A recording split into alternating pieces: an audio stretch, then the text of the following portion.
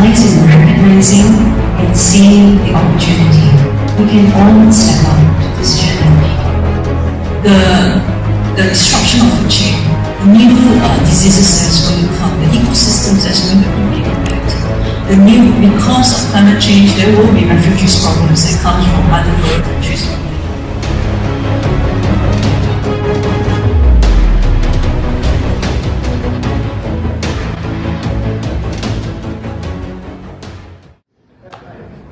For the volunteer non-executive directors behind this initiative, it has been an exhilarating past few weeks to get this launch organized, and we are finally here. The second chapter in the world and the first chapter in Asia for Climate Governance Initiative. We are deeply grateful. We are deeply grateful to the volunteers who have committed so much of their time and energy towards this initiative, and are very appreciative of the assistance of the Securities Commission, Bursa Malaysia, and the Institute of Corporate Directors Malaysia. To give us the welcome address, I would like to invite Datin Seri Sunita Rajakumar, one of the founding members, to tell us more about this initiative. Greetings. Yang Berhormat Minister Yeo Bee Yin, His Excellency Mr. Nick Rich, Datuk Zainal Islan, Tan Sri Zarina, Your Excellency Ambassadors, our sponsors, supporters, ladies and gentlemen.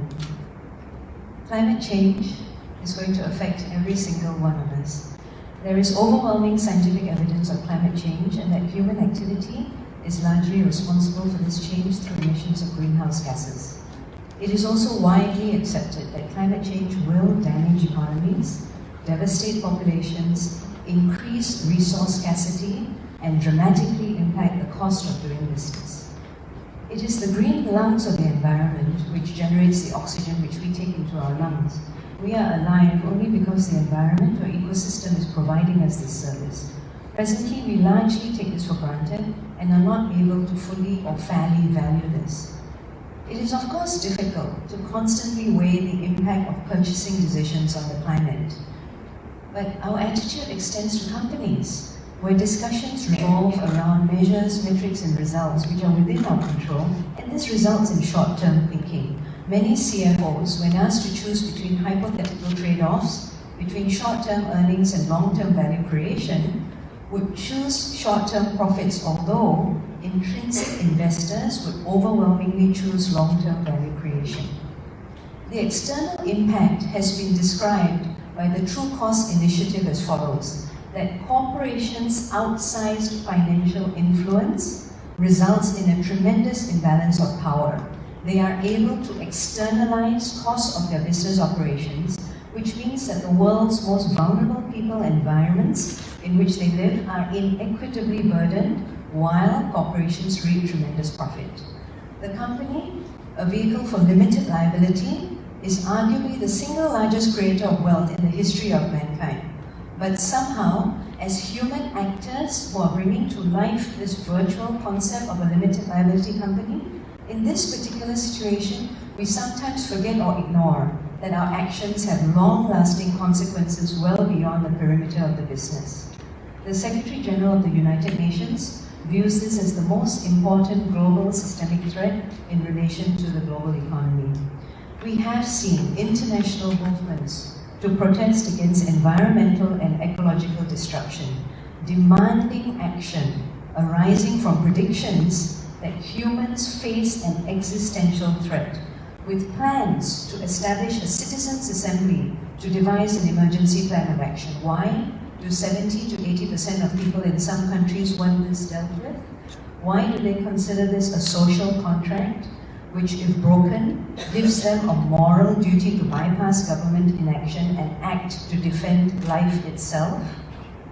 Why do our future generations, children, feel so strongly about climate change that they are taking to the streets to protest, which even the Environment Secretary in the UK acknowledges is making a profound difference? Do we owe a duty to an audience beyond our time? Is it our responsibility to speak up for those who currently do not have the right to vote? Just last Monday, an ominous United Nations report warned that human activity had pushed 1 million plant and animal species to the brink of extinction. Over last weekend, we passed a grim milestone, not just the highest concentration of atmospheric CO2 in recorded history, but in all of human history. We are entering an era never before experienced by humans. The impact is so great that we are actually entering a new geological age. If people truly understand what is happening, can we collectively create a world with clean air and water and unlimited energy? By carrying on as we are, what priceless values are we sacrificing to create wealth? There are so many consequences arising from business activities, such as microplastics found in every single human stool, in the quest for ever-increasing quarterly earnings. Can we also view this as an opportunity to articulate the value propositions of the business and demonstrate how quality reporting can serve as a proxy to the quality of management's thinking about this challenge to our lives? Corporate boards are a critical constituency in managing this risk and strategically identifying opportunities that can secure business viability in the future. Decisions made in the boardroom have an outsized impact on our collective ability to limit the global temperature rise to 1.5 degrees that science demands.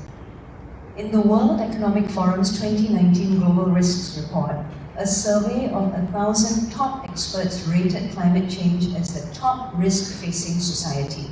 This has been called the tragedy of the horizons, where we consider a problem to occur in the long term, but if we don't respond to or mitigate this problem in the near horizon, we won't have any options available to us in the long term.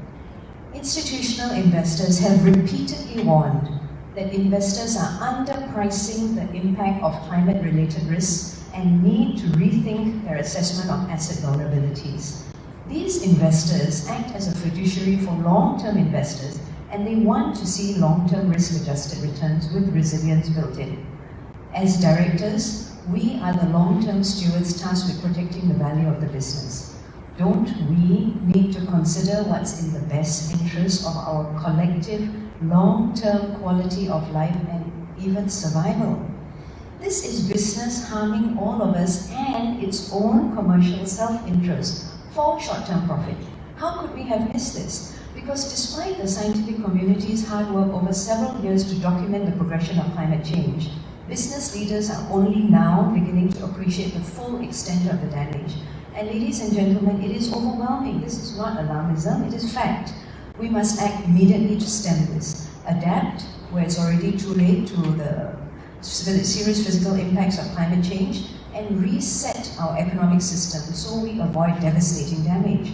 Boards must be prepared to act as catalysts for change and climate action, both within their operations and as responsible actors in society.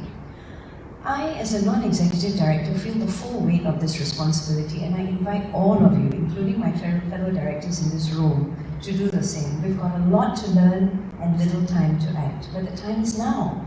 Business cannot and does not pretend to solve this on its own, but neither can government. The scale of this challenge is such that we must all come together in a way that takes us well out of our comfort zone. On 8th of November 2018, during the OECD Asia Corporate Governance Roundtable in Kuala Lumpur, I met Karina Lidbeck. She had been working with the OECD and the World Economic Forum for the past 5 years on a very unusual perspective, which was new to me, an initiative on climate change which directly targeted the non-executive directors of boards and from the perspective of governance. This required the development of new approaches to board governance, which is outlined in this document. It bridges the divide between climate science, macroeconomic analysis, and traditional board oversight processes. The Climate Governance Initiative seeks to bring together non-executive directors in a collaborative network, facilitate their engagement with multiple stakeholders, and develop training materials for this purpose. In developing these principles, we assist directors in deepening their awareness of the implications of climate change and and to equip them with the necessary skills to play a constructive role as stewards of the business. In the form of a series of questions, the principles are a blueprint for boards to act and directors to educate themselves. Malaysians famously demonstrated just over a year ago how they could transition from one normal to a new normal, peacefully, maturely, and calmly. However, when it comes to the climate change protests which are sweeping the world, this region seems pretty relaxed. We are hoping that with the Climate Governance Initiative in Malaysia, concerned stakeholders can approach this challenge from the perspective of capacity building the board's ability to articulate their value propositions. Because sustainability is really about transformation. Boards can choose to be advocated to and lobbied at, or they can live by their values and demonstrate the quality of leadership with preemptive thinking. There is perhaps another reason we should take this seriously. Sometimes we do need to act for the benefit of the audience of the future. Sometimes we need to act on behalf of those who are not able to choose and vote. We might even be able to learn from someone who is underage and has Asperger's and yet can make more sense than many adults. To act as if the house was on fire. I have said those words before, and a lot of people has explained why that is a bad idea. A great number of politicians have told me that panic never leads to anything good. And I agree. To panic unless you have to is a terrible idea. But when your house is on fire and you want to keep your house from burning to the ground, then that does require some level of panic. We are in the midst of the 6th mass extinction, and the extinction rate is up to 10,000 times faster than what is considered normal, with up to 200 species becoming extinct every single day. Erosion of fertile topsoil, deforestation of our great forests, toxic air pollution, loss of insects and wildlife, the acidification of our oceans.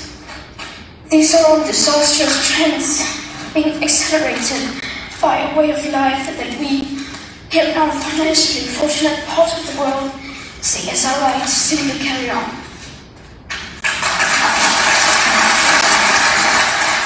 Our house is falling apart, and our leaders need to start acting accordingly, because at the moment they are not. To do your best is no longer good enough. We must all do the seemingly impossible. And it's okay if you refuse to listen to me. I am, after all, just a 16-year-old schoolgirl from Sweden. But you cannot ignore the scientists, or the science, or the millions of school striking children who are school striking for the right to a future. I beg you, please do not fail on this.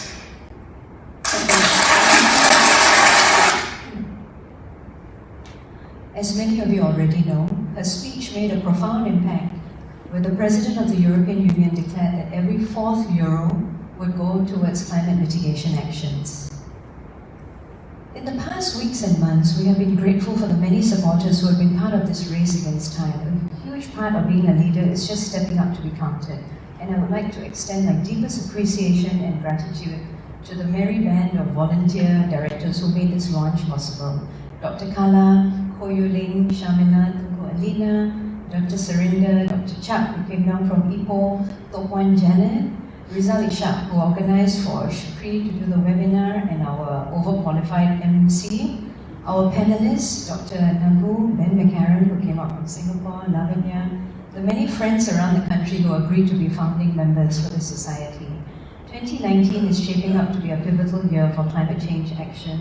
I am deeply grateful and appreciative for the support from day one, from the Securities Commission, Bursa Malaysia, and the Institute of Corporate Directors, all of whom have been unstinting in their support. The senior staff at the Ministry of Energy, Science, Technology, Environment and Climate Change have been steadfast in their encouragement of this initiative. Thank you so much to Minister Yeo Bee Yin and His Excellency Nick for gracing this launch and elevating it to a matter of national priority. The British High Commission staff recognize the importance and threw their weight behind this. The ambassadors sitting here today have all indicated their willingness to help, and we are looking forward to future engagements. In particular, there are some CEOs who have demonstrated thought leadership by immediately recognizing the urgency of this initiative.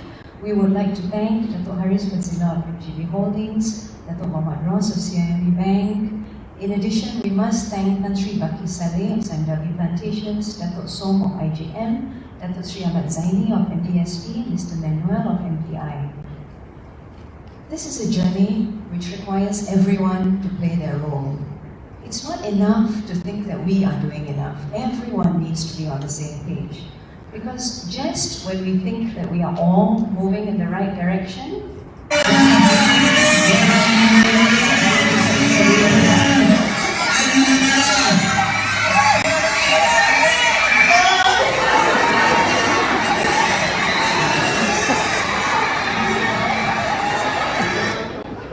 if there is even one stakeholder who doesn't get it, it can result in tremendous effort by everyone else to get things back on track. While it's imperative that companies of all sizes take action, public listed companies are the best placed with the means and the capacity to lead the required change. As a crucial first step towards climate neutrality and resilience, public listed companies should take proactive steps by measuring and disclosing at least 4 key areas: greenhouse gas emissions, energy use, water use, and waste management.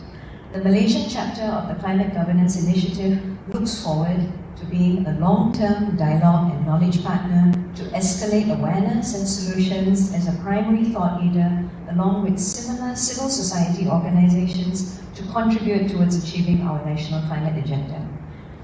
I would like to thank every single one of you for attending this simple launch today and to remind us all, in life, there are many ebbs and flows. It is often difficult to tell if we are facing an opportunity or an obstacle.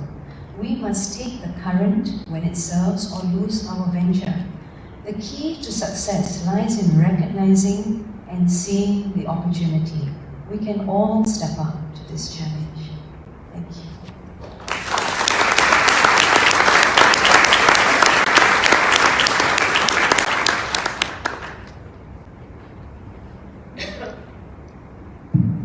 Thank you very much, Datin Seri Sunita Rajakumar. That was a very passionate appeal to our better natures. I personally believe in this cause and hope very much that 2019 will be a critical year for addressing climate change. And may Malaysia once again show the world how transformation can be done peacefully, smoothly, and calmly. Climate change initiatives feature prominently in the Commonwealth Secretariat, where I was once based as the public-private partnership advisor to member countries, as more than 50% of the 53 member countries are small island states, including countries like Maldives, Kiribati, and the other Pacific islands. Now, may I invite the Yang Pertama Minister Puan Yeo Bee Yin from the Ministry of Energy, Science, Technology, Environment and Climate Change to the stage to deliver the first keynote address.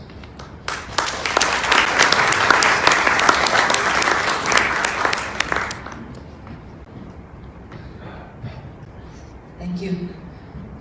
The Deputy CEO of Security Commission, Dato' Zainal, Datin Sunita Rajakumar, the founding member of Climate Governance Initiative Malaysia, and Your Excellency Nick, and ladies and gentlemen, and all the Your Excellencies over there, and ladies and gentlemen, good morning everyone. So I've been invited, so when my assistant asked whether I want to come for this, then I was like thinking, so once I become a climate change minister, well, for your information, climate change minister is the first time in the history of Malaysia that we have a climate change minister. So every program about climate change, people invite me. So you have got to go to many climate change programs. So I was like, is it yet another one? So I have a look and then I realized that perhaps I should come. Why? I want to share with you a story. Last year I went to Poland for United Nations Climate Change Conference, UNFCCC. And then I realized that we have many of us are negotiating for a good 2 weeks, or negotiating on papers. How do we create a lot of papers and being more accountable to many people? And then it made me think of one of the artwork by one of our artists. I cannot remember the name, but the artwork goes like this. The name of the artwork is Politicians Discussing Climate Change. So that artwork is like, you have a lot of politicians, male, no female. Very interesting. This is a generalization of human artists. So a lot of the head of these politicians, and then they are all, the water is already up here. They are still discussing. You all get the idea? A lot of time, if you leave it for the politicians to solve your problem, they will keep on talking until the trouble comes. It is that reason that I felt so strongly about that we are so slow to our climate change action, that more and more talking may not help to solve the problem. And it is also that I realized that we do not need a grand collective action, but really a quick action from each and every one of us. And it is also because of that I come here today. Because since politicians cannot solve the problem, who else can solve the problem besides businesses in Malaysia, right? You should give yourself a clap. You know why? Because if you ask, who in Malaysia will have more influence over what is going to happen in this country? That's beside the cabinet, it is all of you here. It is the directors of public listed companies, of listed companies, of companies that drive private initiatives. And if the independent directors who do not need to, who do not have of much of concern, of not much, of the short-term gain of the company, can actually voice out and drive respective companies to do what is right for the next generation, I believe that our next generation will inherit a better world from us. Then a lot of people ask me, how come Malaysians need to do anything? Malaysians is such a small country. We are 30 million people. The whole ASEAN country itself is 600 million people, and the whole world, if by 2050 we will reach about 10 billion people. So even by 2050, our estimation is about 50 million people. So we are a very small country. We are a very small country that, no matter what we do, how much we cut our carbon emission, it's not going to solve the problem of the world. If, let's say, for example, we continue to have a president that denies the fact of climate change, right? So then, why are we doing this, and why do we have this climate change initiatives? I believe that it is our Dubai Expo. Share with you. So sorry, I don't have the facts, so I just share with you whatever I think. So next year, we are going to go for this Dubai Expo, and Malaysia have a campaign. It's running a campaign called the Butterfly Effect Campaign. What is the Butterfly Effect Campaign? It is that we will inspire change, we will inspire hope and inspire, even though we are a small butterfly, that we can play our part to inspire the world to do something different. I would like to share with you some of the things that we do as an energy ministry that also help to decarbonize the country. The first one is, of course, that we have set a new target since last year to increase our electricity, renewable energy electricity generation rates from 2% to 20% by 2025, excluding large hydro above 100 megawatt. That is because large hydro also will sink a lot of carbon sinks, so we do not count that in. So 2% to 20% by 2025 is 7 years. We have only the 7 short years. So we need to inject about 4 gigawatt of renewable energy into the electricity grid. Let me share with you some of the programs that we have done. First of all, we continue to our feed-in tariff mechanism where we pay a premium to whoever to people who get a quota from the feed-in tariff that actually will produce renewable energy and sell it to electricity grid with small hydro, biomass, biogas. We have released 114 last year, 74 for small hydro, 30 for biomass and 30 for biogas and 10 for biomass. We are going to release another quota in the third quarter of the year for the tariff mechanism. The second one is large-scale solar. We continue with the large-scale solar built up. This year, just last month, I have opened a tender for 500 megawatt, a total of 500 megawatt of large-scale solar. Yesterday, I have just launched the net energy metering calculator. Net energy metering is yet another policy to help to incentivize private sectors and building owners to put on solar panels and to sell it to electricity grid. We used to have an NEM where you actually sell at a cheaper rate than when you buy from TNB. Now we actually enhance. There is a new policy where you actually buy and sell on a one-on-one basis. For example, if you have a roof and then you put on a solar panel with an investment, and then it actually some of the buildings can achieve half of the electricity savings, and through a long term, you actually through your savings pay back the capital. For a normal buildings, complex and commercial buildings, it will take about 4 to 5 years of payback, which is quite attractive for many of the business owners. So I'm not only pitching to you to say, well, I'm really telling you this is a good business. Let me just tell you a little bit on why it is so. Because not only you can sell on a one-on-one basis, you can also enjoy what we call green investment tax allowance.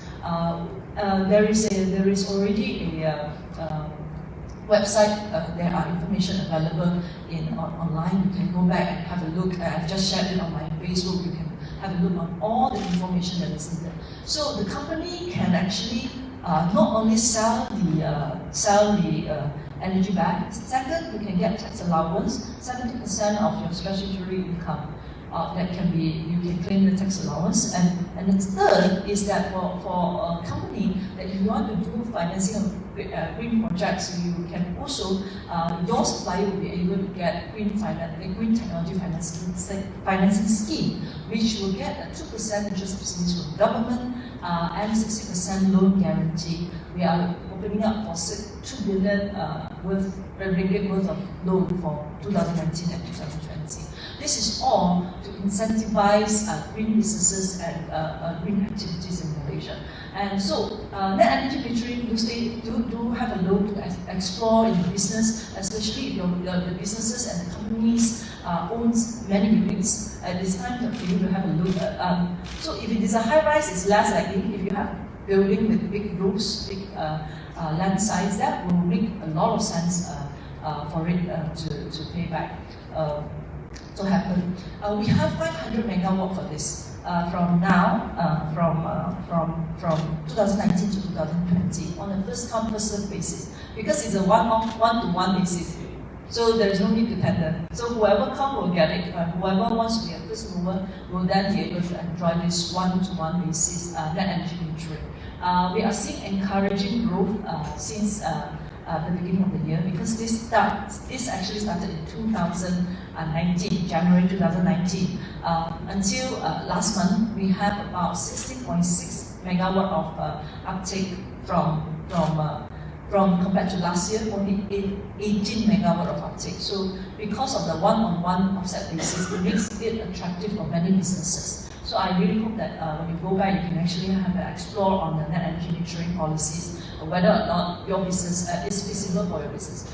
It may not be feasible for all businesses because it depends on the roof structure, and also it depends on the business model, but there will be some businesses that can benefit from it.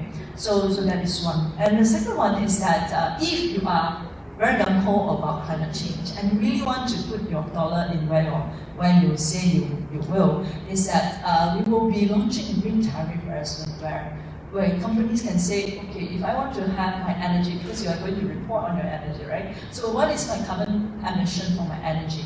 There are two ways for you to decarbonize and reduce your energy usage. First one is energy efficiency in your building. How do you have a retrofit and put up a solar panel and then you have less energy efficiency? The second is that because no matter what, you still need some electricity from the grid. So if you say that, all right, today I want to have I want to invest in only green projects. I don't want to pay my electricity bill for the coal plant. So you will be able to do so very quickly. So then with that, you will be able to actually say that calculating your carbon footprint in terms of energy, that will help you a little bit. And I will announce the detail in a few months, less than 2 months time. And also another one. Let's say, for example, if you are energy, if you are very committed, but you really do need to use a lot of energy in your respective companies. The government will also have what we call a green trading. So let's say, for example, if you are somewhere here and then you say, okay, I want to use 100% of my energy, I want to purchase green energy. You will be able to purchase from somebody else, somewhere else, through the grid, with your power purchase agreement, third-party power purchase agreement between you and the supplier of the, for example, a large-scale solar farm. That will also be made possible by 2020, January 2020. So do watch out for more news especially from the Energy Ministry in terms of how do we decarbonize our electricity sector. How do we decarbonize our electricity sector and make it more energy efficient? For those of you who are in heavy industry, so there will also be a policy. Yesterday I just read the paper, so hopefully we'll be able to get it passed very soon on the cogeneration. So if you are in heavy, if you are in a plant, you would know that in the process you can have the combined heat cycle. But a lot of people think that it is not very attractive for them to sell back the electricity to TMD because of the standby cost. So we have reviewed the standby cost and we will announce it also very soon. So with that, we are not only talking about electricity efficiency, we are also talking about thermal energy efficiency as well. That is, whole of this is to do two things. One is to make us more energy efficient or decarbonize. The second is really to save our money. I think this will make it more easier for you to pitch it to the CFO or the CEO, because it does not only give a good name to your company, but it also makes very good business sense. For example, I'll give you an example on the energy efficiency. Our Prime Minister's office just through a retrofit, they spent a bit of money, but it takes about 3.5 years to pay back the electricity savings. 3.5 years pay back. Now they enjoy all the savings, then the electricity savings, then before they do the retrofit. So it actually makes a lot of sense to make our building more energy efficient, and it will pay back in the long term. And of course, that payback we hope to move it into less than 7 years, so that businesses, or less than 5 years, so that businesses think that it is attractive for them to invest. So that is on energy efficiency. The government will be going quite big on this through energy performance contracting. And energy efficiency is, I think, the lowest hanging fruits for us to decarbonize, because it does not need much of a push, and it is not saving the world type of pitching, but it's really saving the world and save my pockets as well. So in the long term. So I really hope that all of you can take advantage of this. And for GITA, for Green Investment Tax Allowance, some of the energy efficiency activities can also claim for that tax allowances. So you do not only have tax allowances, you not only can save energy, you can also put in your annual reports, and then you can also save your money. So these are some of the good things about this, because we have actually increased the tax allowance from 9 activities on GITA, green investment tax allowance, from 9 activities or 9 assets to 40 this year. So we are in the midst of, the finance minister has already announced it at the last budget speech for this year. We are in the midst of gazetting so that the process will be faster. Even right now, you can do a claim already through MIDA and also MGTC. But later on with the gazette, the claim of the tax will be much easier for these 40 assets. So these are some of the things that we hope that we will encourage more companies. We are also encouraging green growth and green industrial growth in Malaysia. I give you an example that why green industry is something that will be the frontier of economy, because I strongly believe that green economy and green industry is not only about saving the world, but really about a new economic opportunity for Malaysia. Let me give you a statistics. Every 1 gigawatt hour of solar panel of solar power can create 6.65 jobs. Every 1 gigawatt hour. But every 1 gigawatt hour of coal plant can only create 0.065 jobs. So that is about 100 times more. That even when solar becomes large scale and automated, we still have a lot of rooftops that can create more jobs than conventional power production. That is why the need for us, and as solar gets more and more cost competitive, and many of our RE technologies got more and more competitive, it is of strategic reason that the country moves towards that direction, because it can create more jobs and creates more economic activities for the country.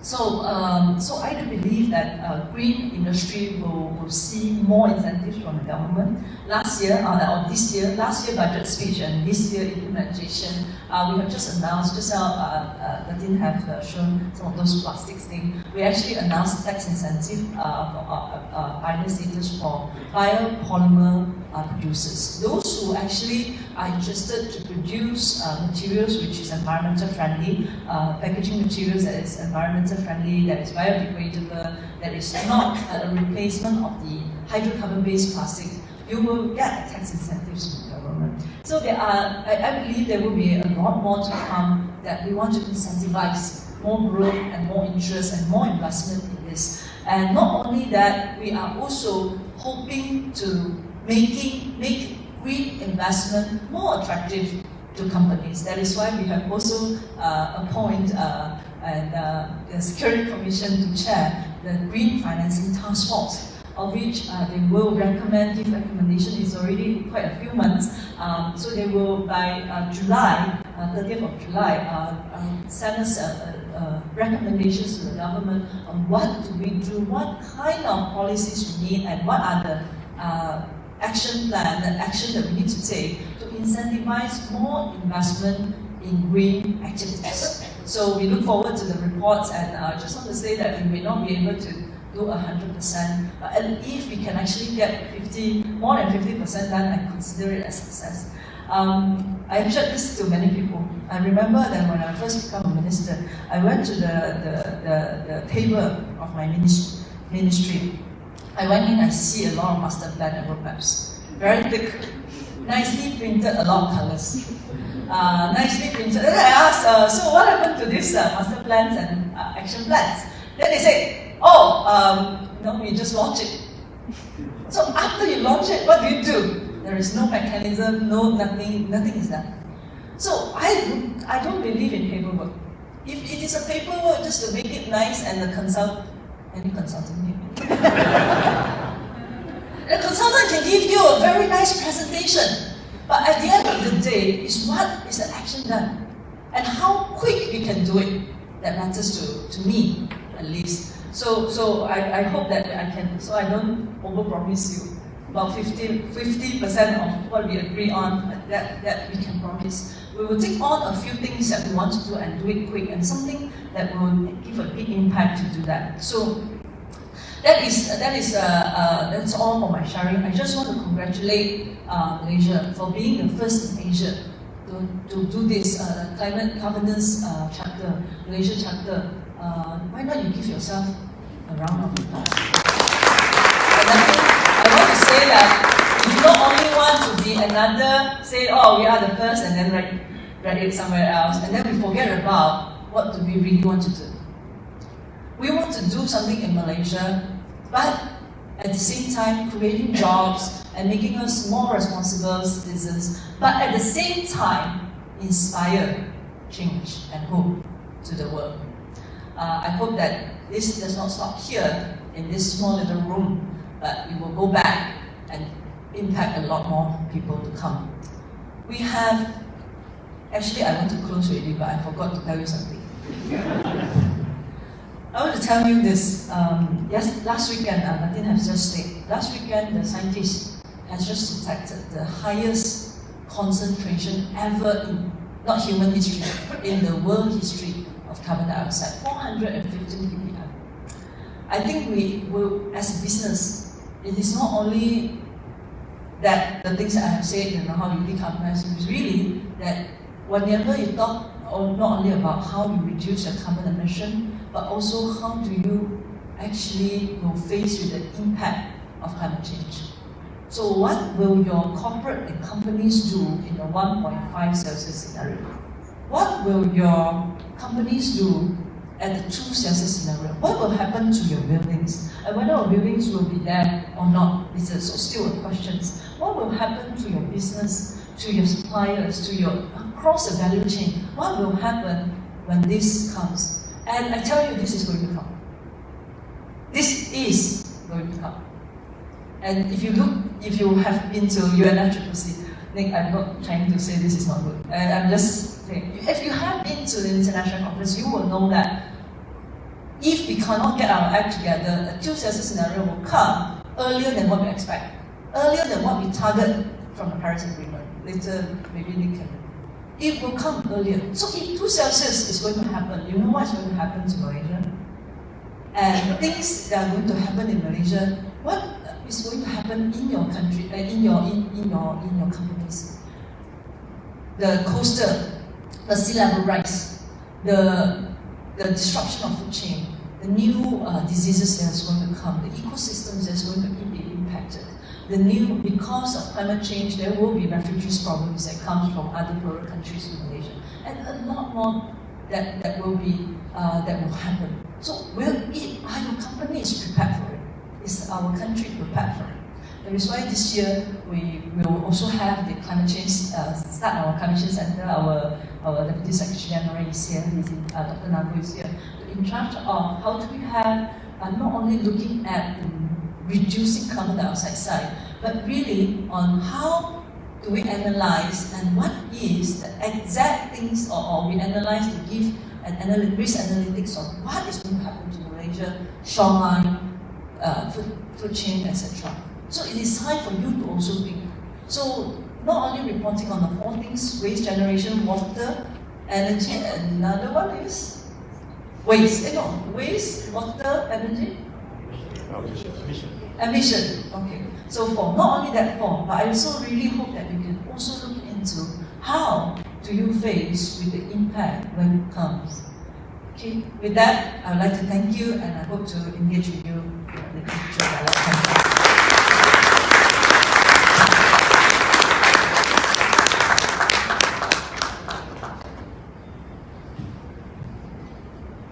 Thank you, Minister, for the eloquent overview of what this nation is hoping to achieve, and an important validation of the efforts of the stakeholders in this climate governance initiative.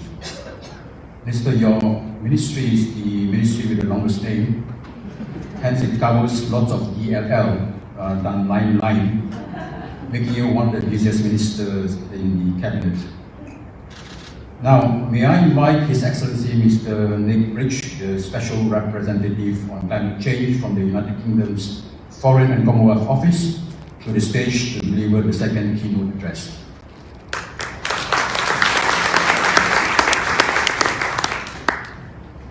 Thank you so much.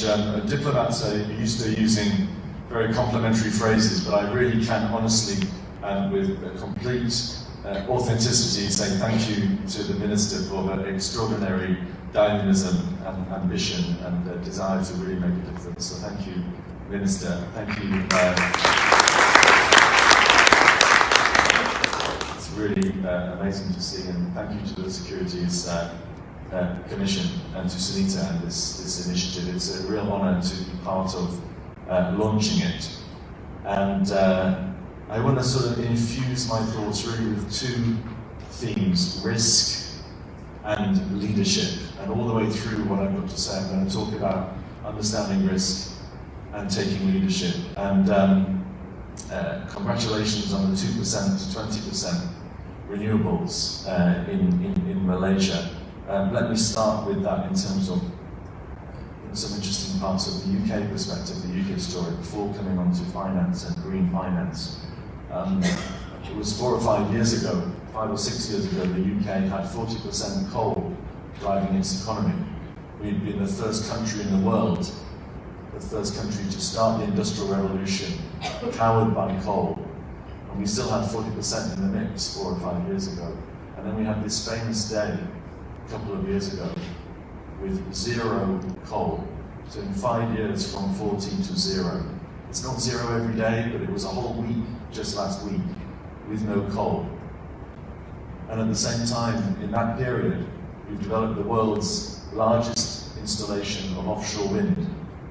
And many European partners, German and Danish and Norwegian and Dutch and others, are also part of that wind revolution.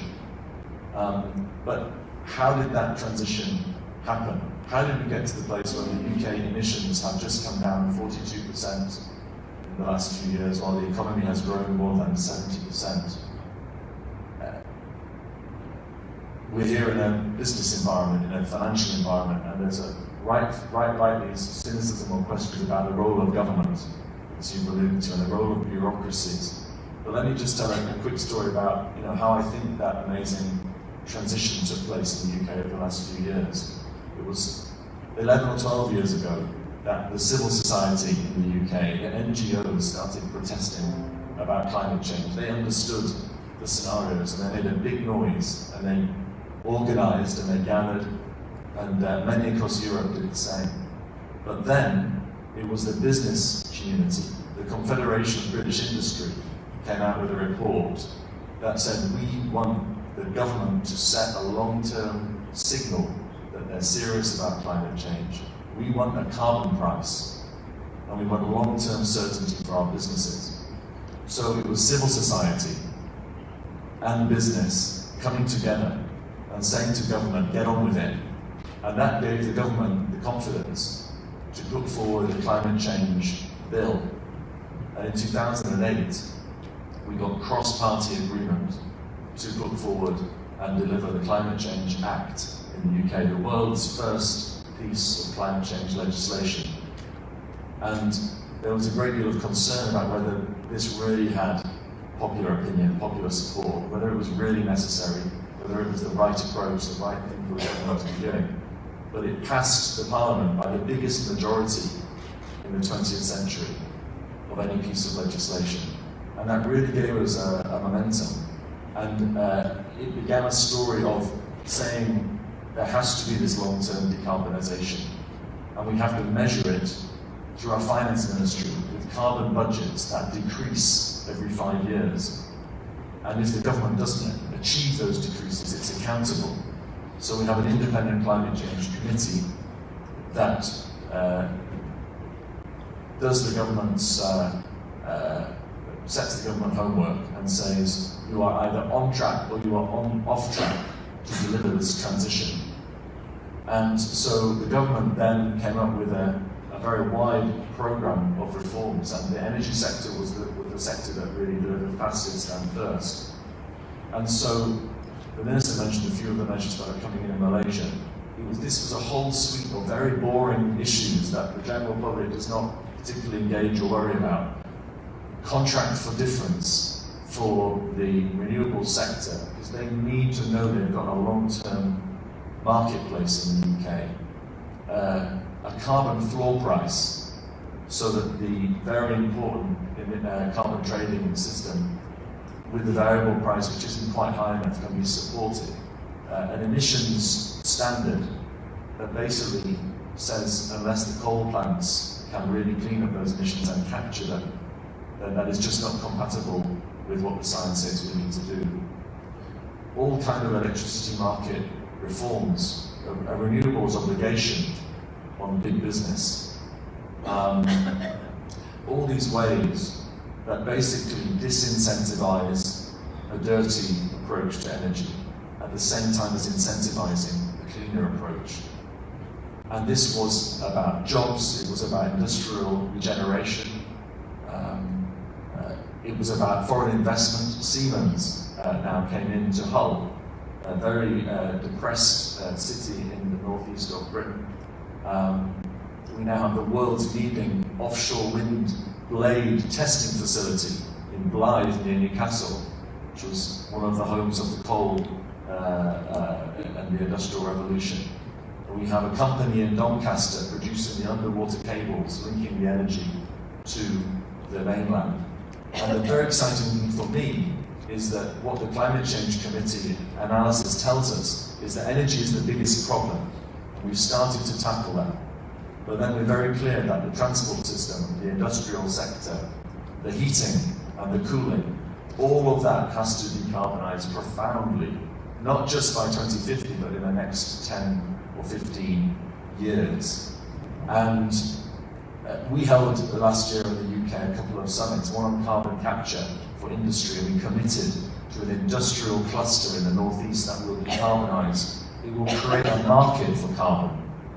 It will create a price for carbon. It will incentivize companies to capture all of that carbon. We had a zero emissions vehicles summit. And the great thing about knitting these sector issues together is that the government is simply saying we have to get to a decarbonised world, but it has to be seen as a business opportunity. And if you think about that offshore wind, the world's biggest installed capacity of offshore wind, and solar, even in the UK, solar, very good, already subsidy free, believe it or not, coming through those clouds and through the rain. So imagine what Malaysia can do. But even with offshore wind and with solar, and all of that energy coming into the grid, if you have a smart, flexible grid, we have gone up to 50% on some days of renewables, almost overnight, with no grid insecurity, no worries about energy security, and no price rise, because energy efficiency means you use less of this energy. It might cost a bit more in those early days of clean energy. But then when we went to scale on offshore wind, the price fell by 50% in 2 years.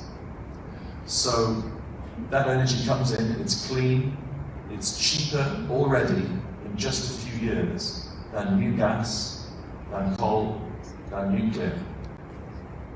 So if you go to scale and you do it together, don't listen to the story that it's too expensive, it's cheaper. So once you've got that energy and you bring it into a smart grid, you power your vehicles, and then your vehicles charge up overnight and they power your homes, and then your homes are energy efficient, and then your industry is energy efficient, and you can begin to see this as a whole of economy transformation, a very exciting one. So it begins with the sense of extraordinary climate risk and environmental risk, but it ends up being a very attractive, job-rich, innovative, cutting-edge economic transformation. And the productivity problem in the UK, we're always criticising ourselves for not being as productive as we need to be. And this offshore wind story, the first offshore wind, it took 3 months to build the first tower. Now it takes 12 hours. So it's 100 times productivity gain in just a few years in this new industry which is creating new jobs, and all of the young scientists, all of the young engineers, they want to be in the clean sector, the innovative sector. They don't want to be in the foreign office anymore, or in consultancy, or there's some good consultants there actually who are helping drive this process. But the vision I think that we've got, and we've got a long way to go. That was energy, and we've still got a long way to go in energy. But now we've got to get into transport, into industry, into buildings, into heating, into cooling. But It began with this three-way partnership in civil society telling us the problem and setting the alarm bells ringing, and the scientists, the extraordinary IPCC report last year, and then the business leaders understanding the material risk to their business and the opportunity of doing things differently, so that government can come in and not do too much, but set the framework and set the incentive structure in consultation with business. And that's where I come centrally to finance. All of this has to be driven by finance. All of the finance in the world, there are more than 200 trillion of assets washing around the global financial system. Within about 10 or 15 years, pretty much every dollar, the science says, pretty much every dollar has to go into sustainable investments. It's a transformation of the kind that has never, ever happened. And that's what this initiative is getting at. It's what is the incentive for businesses, for the financial sector to shift the portfolio into new stuff. And I won't go on too much about the science and the IPCC, but it is impossible, I think, to overstate the risk. And I think Mark Carney, the governor of the Bank of England, with his tragedy of the horizons, got it right. It's not here, present for us in this room. It is very, very present when I went to the Pacific Islands, to Kiribati and Tuvalu, and that really is already existential. The Great Barrier Reef is already bleached 75%. Half of the world's coral is already gone, and climate change has already contributed to that. But the IPCC report was very clever. It didn't try to hit you with a hammer about we must act, we must act. It just scientifically, rigorously told us the difference between 1.5 and 2 degrees of warming, recognizing that we are already at 1 degree. And I think this was the real shock, because there was beginning to be a mood in the negotiations that 2 degrees is not achievable. Certainly, well below 2 degrees, no way. 1.5, crazy. But then the IPCC came in, and my worry was that the IPCC report would therefore get rubbished as just irrelevant, unachievable. But it had such an interesting way of talking about the issue. And let me not give a financial example, let me give the coral example. 1.5 degrees kills 70 to 90% of the world's coral, which is where the oceans get their life.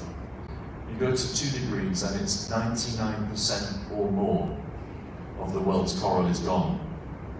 And then over 2 degrees it's all dead. And we are on track, on current business as usual, for 3.5 or 4 degrees of warming.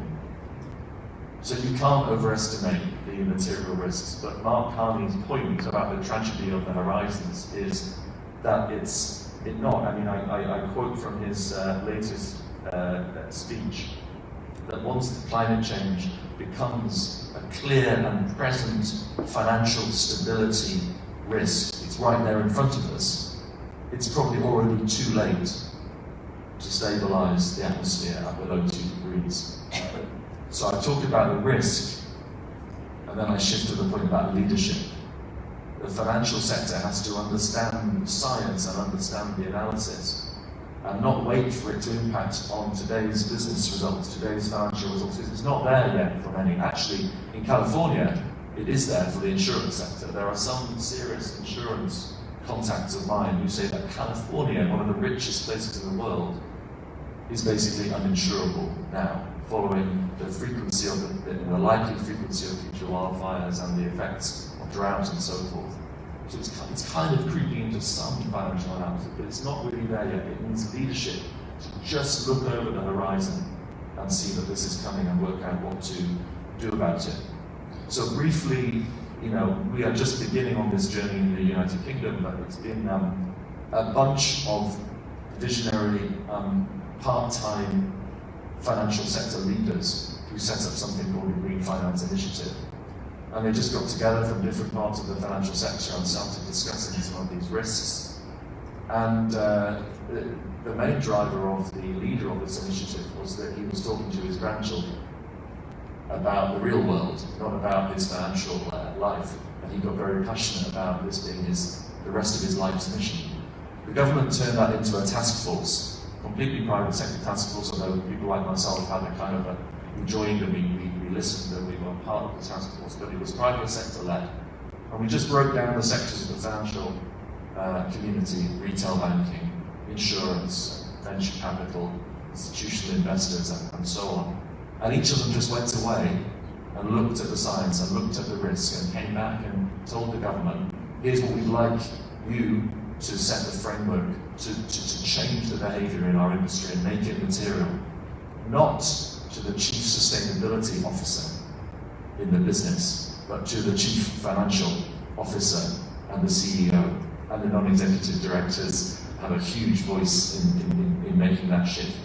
So the Green Finance Task Force has reported to us as a government, and we will produce a strategy, a green finance strategy, in a couple of months' time that responds to the demands of the financial sector.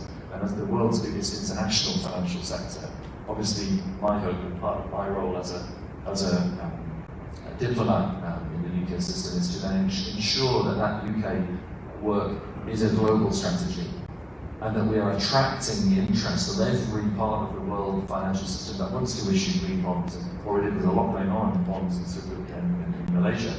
But every part of the financial sector that wants to make that shift has somewhere to go to share experience and to set new standards. And I come back again to Mark Carney and to his task force on on climate-related financial disclosure. And it's a bit what Joe Stiglitz used to say, measure what matters. Measure what matters. So measure in the business what actually is the risk. And that includes the longer term risk, and not just the immediate risk on the books. And through that process, I think that the idea is that regulators have and we talked about the 4 areas that we're going to start getting companies to measure. Regulators can now look at every business's full supply chain, full responsibility, the carbon embedded risk of that supply chain. It can look at institutional investors and where they're putting their money. And that's where the stranded assets conversation comes from with fossil fuels. We clearly need to continue investing and the reliance upon gas in particular in the years ahead. But that's going to change very quickly. And what was interesting about the UK strategy we had a few years ago was really offshore wind was not a climate initiative, it was an energy security initiative. We had some nuclear, but a lot of decommissioning, and we know that nuclear build, which we are doing, this takes a long time. We had gas, but it was coming from increasingly risky markets. And so as we got rid of coal, we needed some other alternatives. And offshore wind looked like a kind of crazy expensive energy security play for the UK, but it became a very powerful economic play for us. So I think set the target, the 2% to 20%, and you will surprise yourselves. On the connection between business, commercial business, and the financial sector, I've been struck by the Renewable 100 initiative of some of the biggest companies in the world. They will only come and invest in markets that can guarantee them 100% renewable for operating their business. Otherwise, they're not coming, because the consumers are already demanding from them that they source renewably. And the big trading houses are no longer investing in coal-related businesses. There's a lot of planned new coal around the world, but if we build that coal, it takes us way beyond the entire global carbon budget. So the coal build has to stop, and a lot of it is stopping. A lot of coal is now struggling to get finance. And the reason is economic. The cost curve has crossed. This is the renewable cost, marginal cost, and this is the coal marginal cost. So we've crossed all the investments going into clean, and if you're still in the old stuff, you've really got to look at the risk of that. So I think it's a very exciting time. There's been a lot of talk, including from the UK. We're also very good at strategies, and we need to get better at actually implementing. There's a deep commitment across Europe. This is a part of our identity, this shift to a cleaner, greener future. I think the European countries, partnering with some of those vulnerable small island states, really we felt that we were driving very hard the Paris Agreement, which was the time when the world basically agreed to this long-term decarbonisation and said that is going to be the future. You're either in it or you're out of it. But we face real headwinds now. We talked about the challenge from some leaders around climate change. And by the way, there's a lot going on in the United States that's very positive in the states and the cities, and from the mayors and from businesses.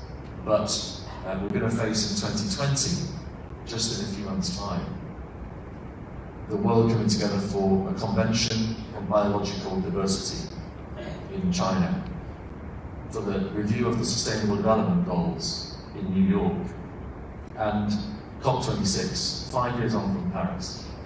The whole world's governments need to show that they have implemented what they promised at Paris, and basically we have not done that yet. We've not even done what we said we were going to do. But not just that, but we said that we would go further. We would tighten and ratchet our ambition, because that makes economic sense. So the risks are impossible to overstate.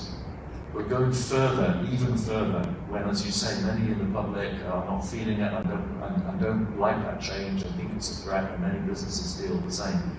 It takes leadership from all of us to say that this has to, I think, go from extraordinary risk to unprecedented opportunity.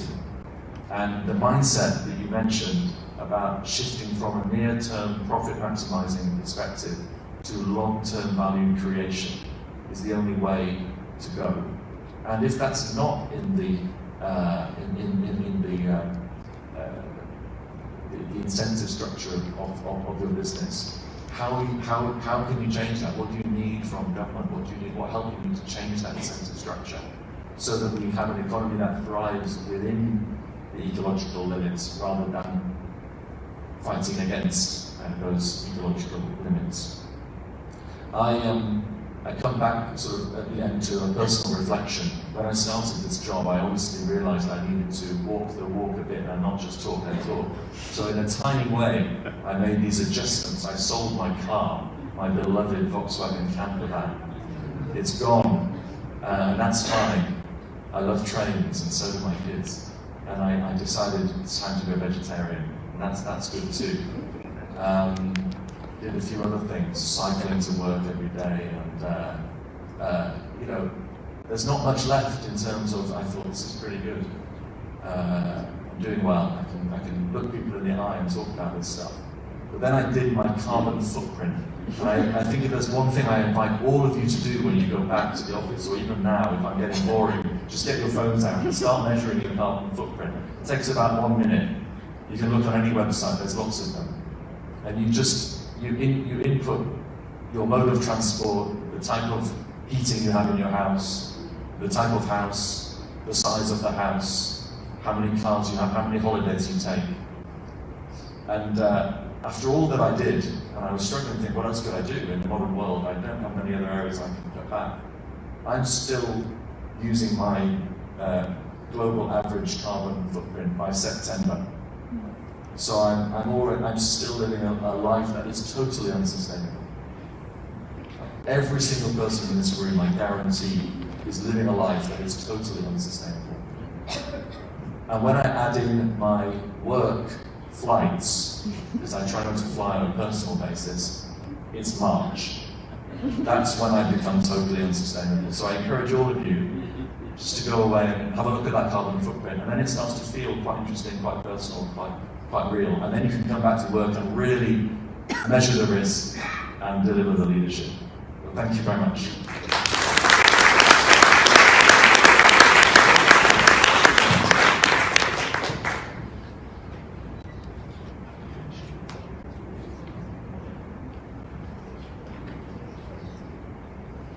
We have a pause for some photo shoot.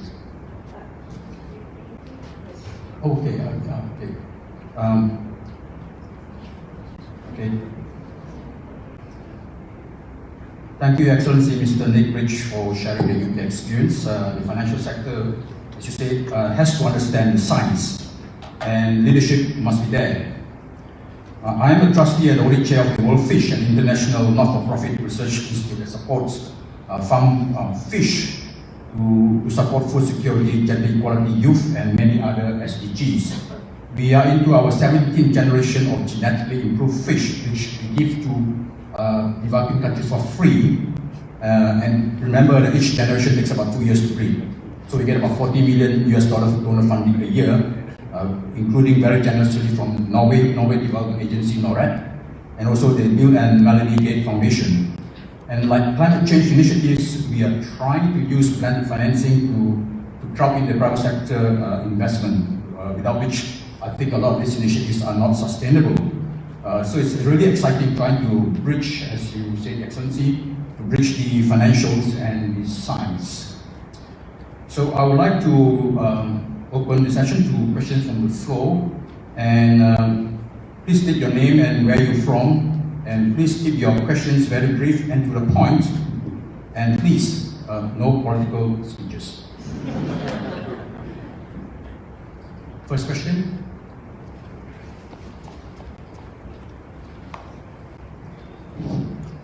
My name is Datin Seri, Environmental Protection Society Malaysia, as well as Climate Action Network Southeast Asia.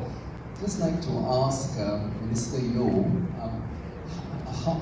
very impressive, and we've all been in Southeast Asia. You're very well known for all your initiatives you're doing.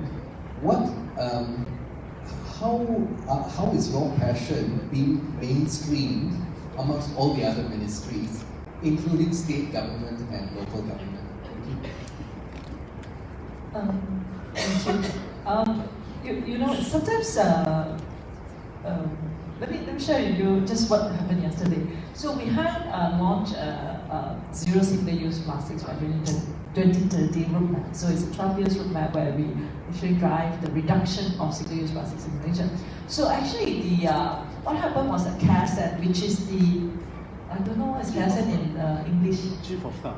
Chief of Staff of the Government of Malaysia. That means the head of all our Secretary Generals for all the ministries, the biggest in the civil servant, issue a directive just a few weeks ago that all the government officers, all the government events must have, turn your plastics bottle, no plastics bottle, nothing, no wrap, and all this. We give even a picture of what to do with KSN's directive. Yeah. We still see a lot of business as usual. Our ambassadors here will know, go to most of our ministries event, you'll still see bottles, still see many plastics around, and etc. So yesterday, what we do is this. So first is you get the civil servants to get to know. So we get a buy-in from the highest of the civil service. When the government machineries move, that is when most of the people move. For example, yesterday, because of the lack of action, so I just sent another letter to all the ministers to get them to tell the Secretary General, there is this directive. We would like to remind you of the directive from your boss, and to in all the events to make sure that we lead by example as a government.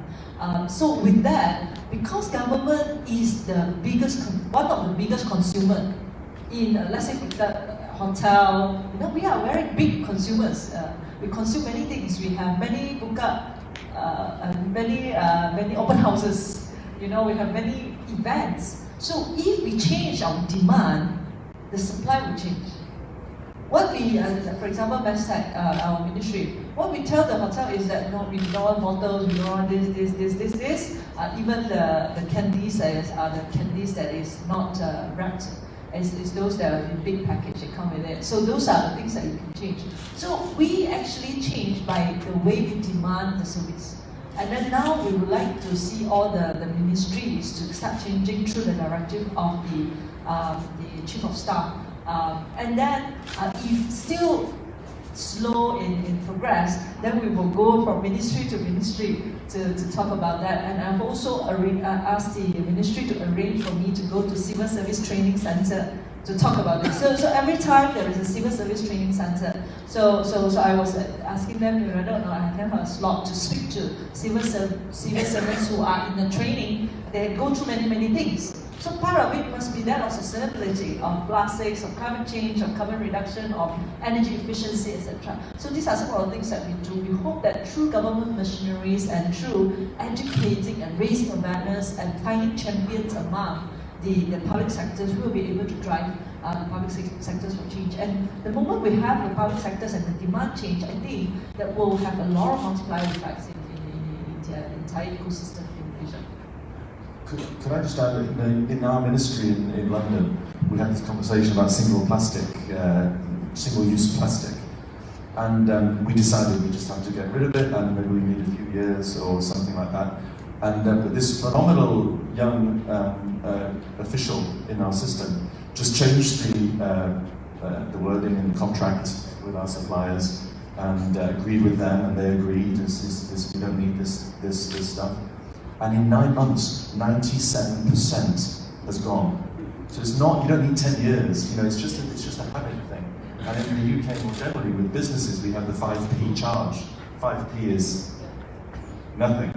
But just that little incentive took 1 billion plastic bags out. So plastic bags are now just basically gone. I have to say though, we have these that you use a sustainable bag that you can reuse.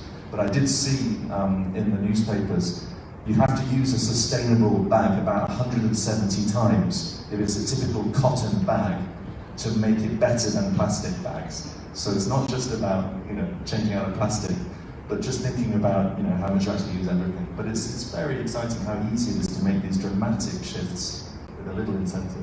And one of the first things that we do in the MASTEC, which I ask all the ministers to do is, and even the cabinet to do is, first, let's say for example, I want to get rid of, we want to reduce the plastic bottles. So we just say, let's do this. 3 things we do. First, all plastic bottles will not be, you know, in the meeting. And the second is that for those who have been to the government, you know, every government meeting we have food. So when the food is wrapped with the plastic wrap, then we say, okay, that plastic wrap, no. So then our suppliers actually bought the multiple use, so they always use the cover, so all the time. And then the cabinet, we also say that it took 1 month for me to nag them. So then 1 month later, the cabinet changed. So now the cabinet does not have the plastic bottles and all that. So we are slowly in the government. So for example, the non-executive directors, what you can do is really to talk to your sustainability managers. You have one, and you know, make it a company policies where you in all your company's events and programs, we do not want these certain things. Start with small, start with just 3 things, and then go more and more. Then we will, if all of us change our demand, then I think a lot will change, and the supply will change as well. I went to my regular coffee shop. I said, can I have a kopi si kosong ice? So I come in the glass. I said, why no straw? The minister said so. And then the lady said, if you really want a straw, why don't you order this? But we give you a plastic cup with a lid on, like you get in Cha Time and Tea Life. And we'll give you a straw, but it will cost you another 30 cents extra. So the South changing the behavior of the consumer. Can we take more questions? Can I take 3 questions? And before we get the panelists, or not panelists, Minister and Excellency to answer. Right at the back. Right at the back, yeah. Hi, my name is Ryan. I'm from Assistant Asia. This question is directed to the Minister. In terms of carbon disclosure, is there a plan for the government for a transparent and accessible information database on climate-related data? What do you mean exactly? So in terms of the policy, in terms of for climate change, in having a carbon disclosure, whether there's a plan for the government to provide transparent and accessible information database on these climate-related data.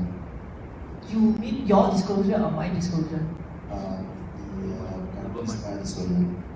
You want a corporate disclosure. The corporate should actually disclose that, whether the ministry will collate all those disclosure information and put it on the web or something. Yes. Oh, all right. So, in your company's report, so first of all, I think people will be interested is whether or not climate disclosure or emission disclosure will be made compulsory in a very short time.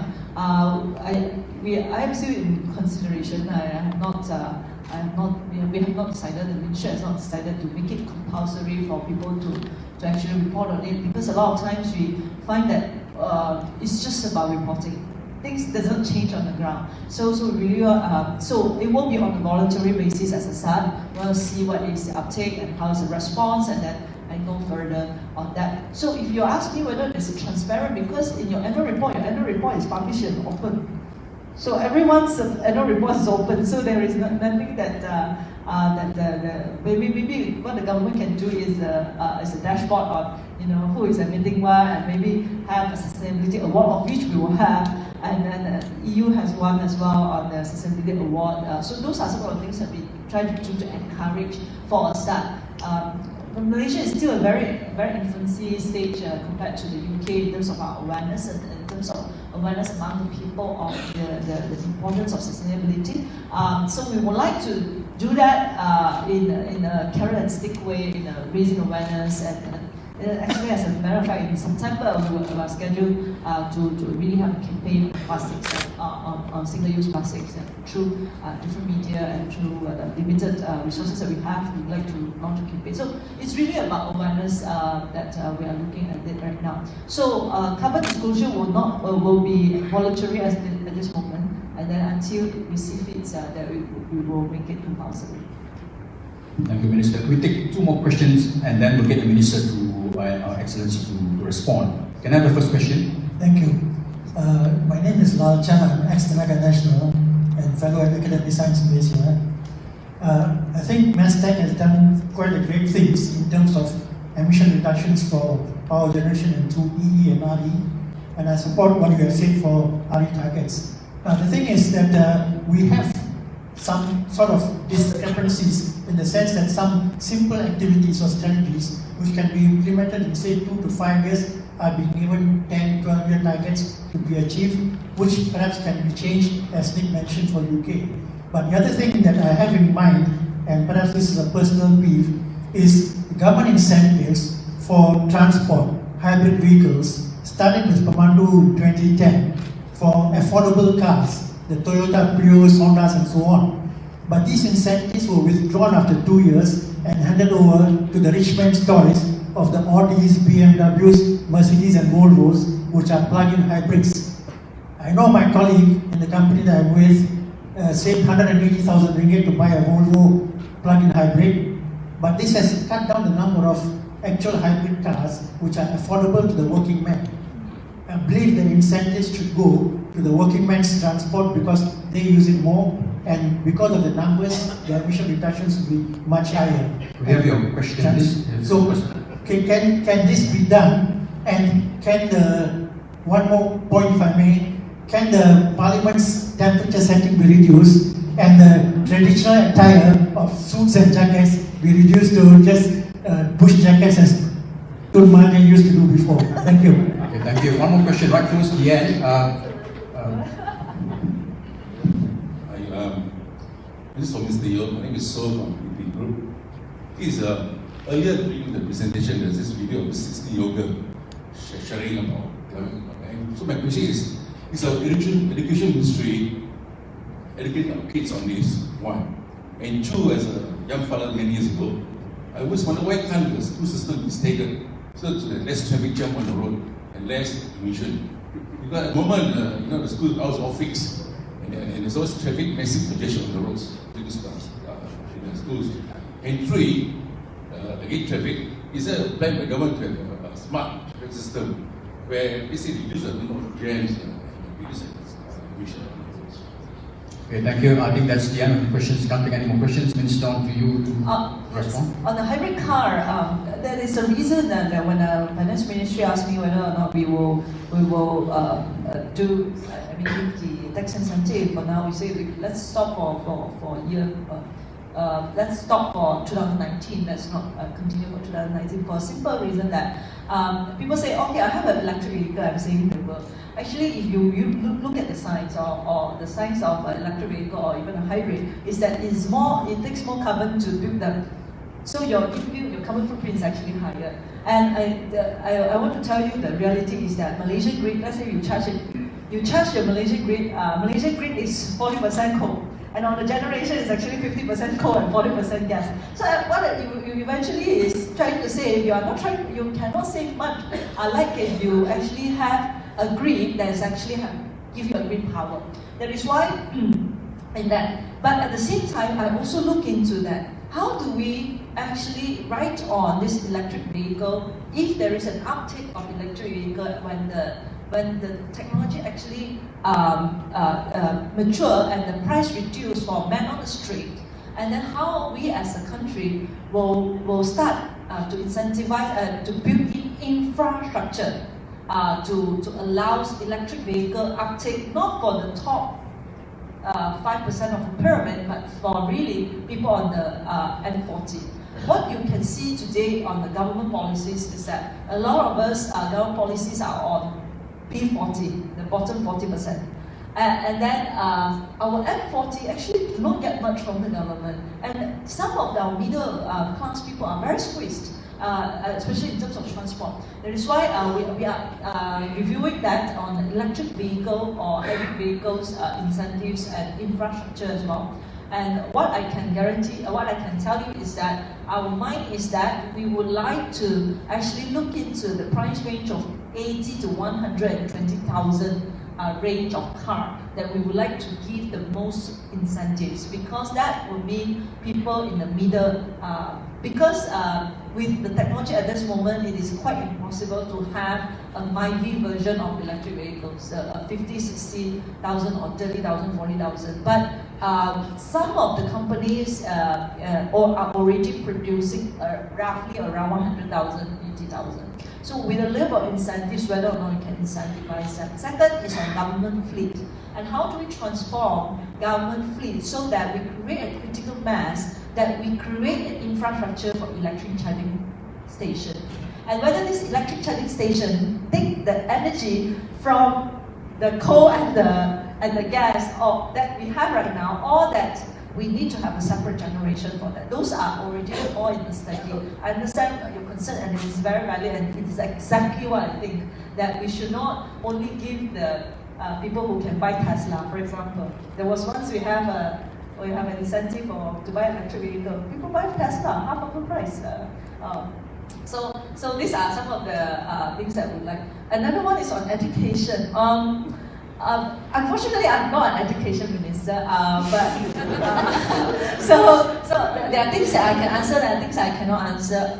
As for education in school, especially on whether it's the STEM, because my STEM actually have STEM, we also need to go to school, science, technology, engineering and math. And second one is on the green environmental awareness. At this moment, we are doing school programs, mostly on school programs, not in the school syllabus, because school syllabus cannot change just because some ministry needs that to be in the syllabus. So we need to be in a holistic one. So whenever the Ministry of Education would like to change the syllabus, then we will give our input on putting environmental awareness inside, putting climate change, putting the danger of plastics and etc. inside the school syllabus. So the upcoming one, we will have one and we will give an input to the MOE, and we will let MOE decide when they are changing their syllabus, together with other things that they need to change in terms of teaching our children.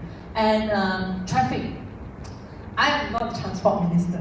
Also, I'm not a work minister. But let me tell you what my colleagues is doing, especially on reaching our target of 40% public transport share by 2030.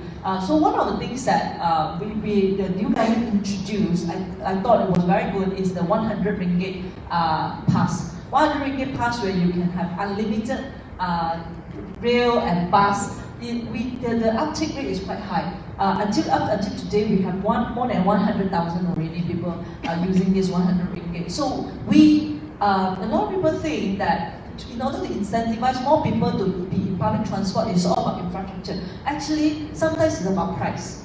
The moment you reduce the price and make it more economical or make it more attractive for people to take public transport, they will take public transport to save the money. So we are working on the price as of now, and hopefully we'll do work on the infrastructure in finishing the first and last mile very soon under the transport ministry. Can I just very quickly add that it's very interesting to me to observe the questions come up around transport, around education, and it's the same conversation in the UK. Where is the finance minister? Where is the economy minister? Where is the health minister in this conversation? So it's interesting, and what we're trying to do is have an industrial strategy as the core of our government programme.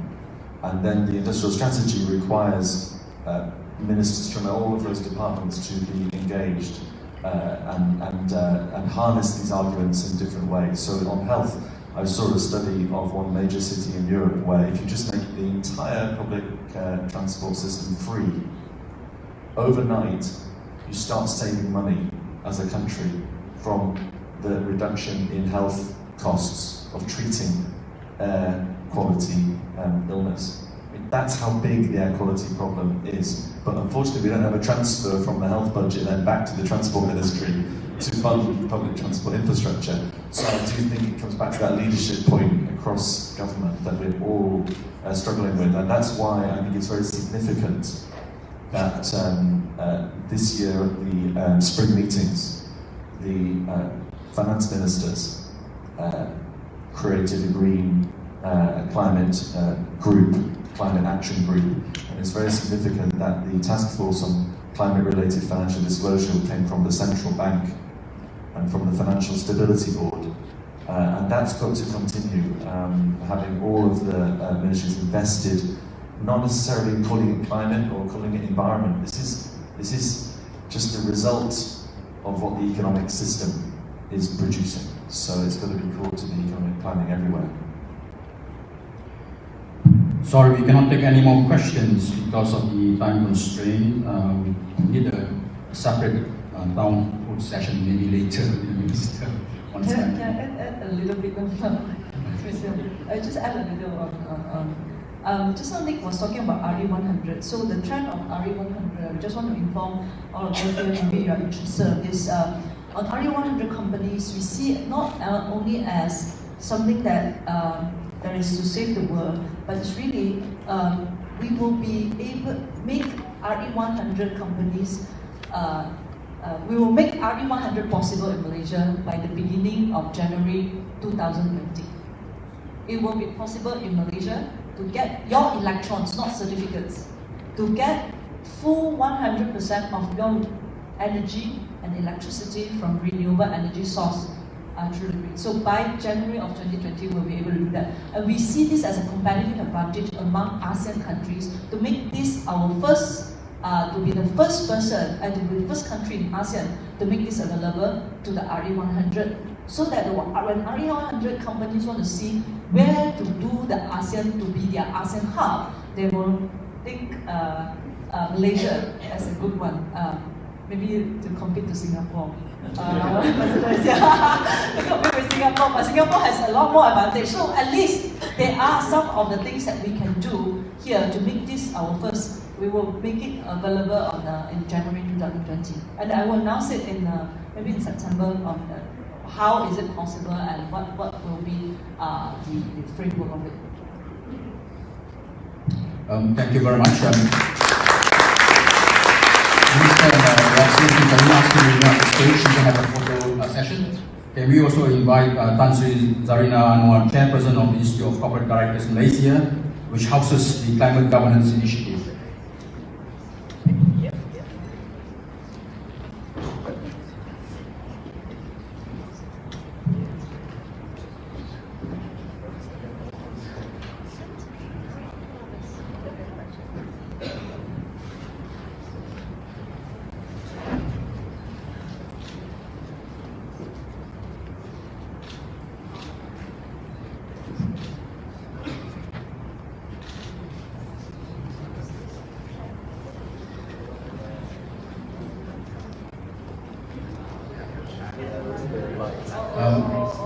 can we also get the Deputy CEO, Chief Executive?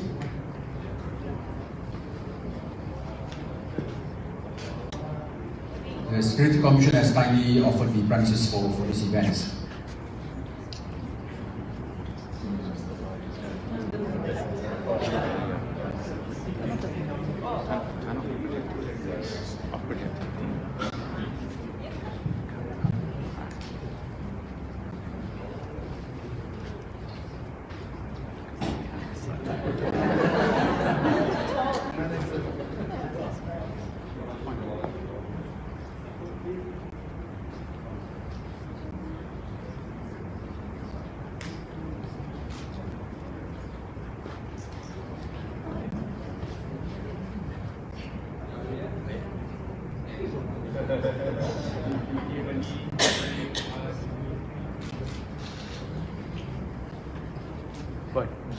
But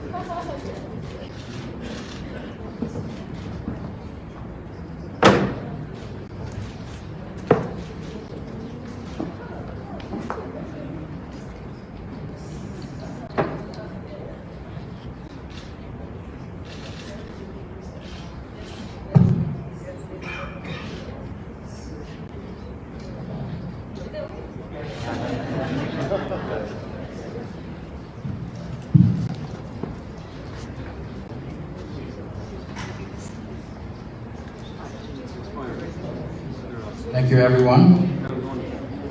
We will bid a fond farewell to His Excellency Nick Rich.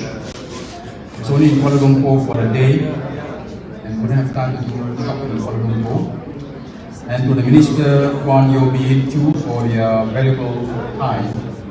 And I'm sure there are so many pressing questions that you all want to put to both distinguished persons.